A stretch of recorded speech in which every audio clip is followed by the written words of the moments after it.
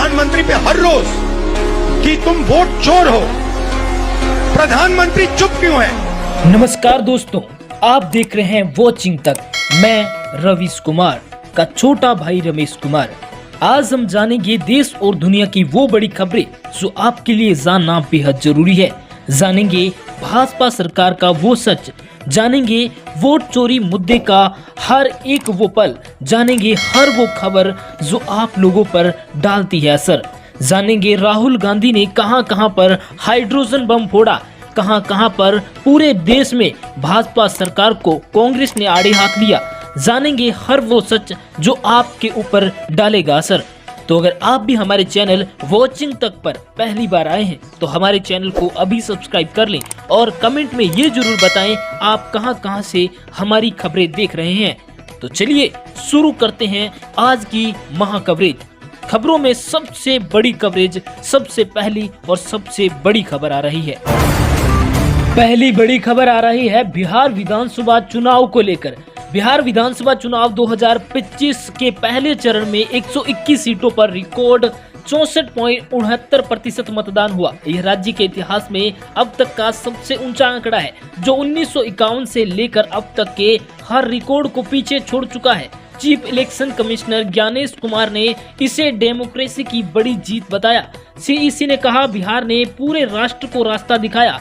SIR special summary revision में 0 appeals के साथ 1951 के बाद सबसे ज्यादा वोटर टर्नआउट, सबसे शुद्ध इलेक्टोरल रोल्स और वोटर की उत्साही भागीदारी।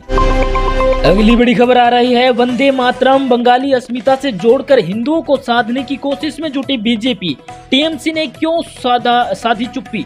आपको बता दें, वंदे मातरम को लेकर शुरू हुआ विवाद आगामी पश्चिम बंगाल विधानसभा चुनाव में ममता बनर्जी की मुश्किलें बढ़ा सकता है। राष्ट्रीय वंदे मातरम के 150 साल पूरा होने पर मोदी सरकार के साथ साथ भाजपा साल भर पूरे देश में आयोजन की तैयारी में है। इनमें भाजपा अकेले पश्चिम बंगाल में 1100 स्थानों पर राष्ट्र गीतों के मूल के स्वरूप में सामूहिक गान करेगी। मूल पाठ में भारत माता की और हदू देवी के रूप में प्रार्थना की के मुस्लिम समुदाय के विरोध को देखते हुए ही 1937 में कांग्रेस के महाधिवेशन में उन पंक्तियों को निकालने का फैसला किया गया था।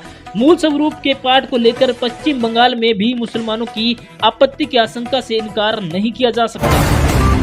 अगली बड़ी खबर आ रही है पश्चिम बंगाल में सियासी घमासान। बीजेपी विधायक बोले, जब तक SIR नहीं होगा विधानसभा चुनाव। SIR इन बंगाल कुल्टी में भाजपा कार्यालय में विधायक अज्ञे पोद्दार ने SIR को लेकर बैठक की। उन्होंने कार्यकर्ताओं से घर घर जाकर वोटर फॉर्म भरने में मदद करने को कहा। उन्होंने कहा है कि SIR का काम पूरा होने तक पश्चिम बंगाल में विधानसभा चुनाव नहीं होगा। BLO द्वारा फॉर्म भरने में गलती होने पर शिकायत करने की बात कही गई। बैठक में कई भाजपा कार्यकर्ताओं और पदाधिकारी भी उपस्थित थे। अगली बड़ी खबर आ रही है, क्या चनपटिया में उलटफेर कर पाएंगे मनीष कश्यप। लोग बोले 25 साल बीजेपी को चुनाव, मिल बंद, स्टार्टअप बर्बाद, काम के लिए नेपाल जा रहे हैं। बता दें आपको कि चनपटिया विधानसभा सीट के टिकुलिया की रहने वाली आभा देवी नेपाल के भरतपुर में पति के साथ पकौड़ी बेचती है। छठ पूजा में चनपटिया आई है। बिहार में विधानसभा चुनाव है, इसलिए रुक गई। 11 नवंबर को वोट डालकर ही लौटेंगी। आभा देवी कहती है, अगर भारत में ही कोई ढंग का काम मिल जाता तो दूसरे देश में कमाने के लिए नहीं जाते। बच्चे वहाँ पढ़ाई करते हैं, लेकिन उस पढ़ाई की अपने देश में कहीं वैल्यू नहीं। नेपाल के लोग हमें ताने मारते हैं, हम बस पेट पालने के लिए नेपाल में रह रहे हैं। चनपटिया में ही कोई रोजगार मिल जाता तो यही काम करते। आभा देवी बेबसी भराई आवाज में पलायन और रोजगार का दर्द बता देती है। पश्चिम चंपारण जिले के चनपटिया से पटना करीब 210 किलोमीटर है और नेपाल का भरतपुर करीब 180 किलोमीटर दूर है। आभा देवी के काम के लिए भरतपुर को चुना। चनपटिया में 11 नवंबर को सेकेंड फेज में वोटिंग होनी है। अगली बड़ी खबर आ रही है 30% मुस्लिम वोटर्स वाली जुबली हिल्स से AIMI क्यों गायब। BRS को हराने के लिए ओवैसी रेवंत ने हाथ मिलाया, बीजेपी कमजोर क्यों। आपको बता दें, मुसलमान का मतलब कांग्रेस, कांग्रेस का मतलब मुसलमान। आज कांग्रेस और तेलंगाना सरकार की ताकत हमारे मुसलमान भाई बहन है। हमने बीजेपी की जी किशन रेड्डी की जायदाद नहीं मांगी, न ही नरेंद्र मोदी के गुजरात में जमीन मांगी। हम तो तेलंगाना में मुसलमान भाइयों के हक की लड़ाई लड़ रहे हैं। उपचुनाव में बीजेपी बीआरएस एक टीम में है, लेकिन वो अपनी जमानत नहीं बचा पाएंगे। जुबली हिल्स में कांग्रेस एआईएमआईएम की चुनाव प्रचार रैली में सीएम रेवंत ने कहा, जुबली हिल्स का चुनाव जीतने के लिए कांग्रेस पार्टी एआईएमआईएम के हाथों बिक गई। उनके नेता एआईएमआईएम के लीडर्स के आगे झुक कर सलाम कर रहे हैं। आजादी से लेकर अब तक कांग्रेस पार्टी हर चुनाव में हिंदू मुस्लिम करती आई है। वो अंग्रेजों की डिवाइड एंड रूल पॉलिसी पर चलती है। सीएम रेवंत रेड्डी के बयान पर पलटवार करते हुए बीजेपी नेता और केंद्रीय मंत्री जी किशन रेड्डी ने भी कुछ बातें कही। अगली बड़ी खबर आ रही है, राहुल गांधी जहां रुके कांग्रेस की वहीं सीट फंसी। कुटुंबा में प्रदेश अध्यक्ष राजेश राम मुश्किल में 2020 में जिसने जिताया वही सामने। बिहार के औरंगाबाद जिले के कुटुंबा सीट पर कांग्रेस की साख पर दांव लगी हुई है। यहाँ से प्रदेश अध्यक्ष राजेश राम मैदान में है। ये वो सीट भी है जहाँ वोट अधिकार यात्रा के दौरान न सिर्फ राहुल आए थे बल्कि ठहरे भी थे। इस बार राजेश राम का सामना उस कैंडिडेट से है जो 2020 में इस सीट पर उनकी जीत की वजह बने थे। राजेश राम के सामने एनडीए की तरफ से एचएएम के कैंडिडेट्स लल्लन राम भूइया हैं। 2020 के विधानसभा चुनाव में लल्लन राम नाराजगी में निर्दलीय चुनाव लड़ गए थे। लल्लन को करीब 20,000 वोट मिले थे और राजेश राम को एनडीए कैंडिडेट से जीत का अंतर करीब 15,000 ही था।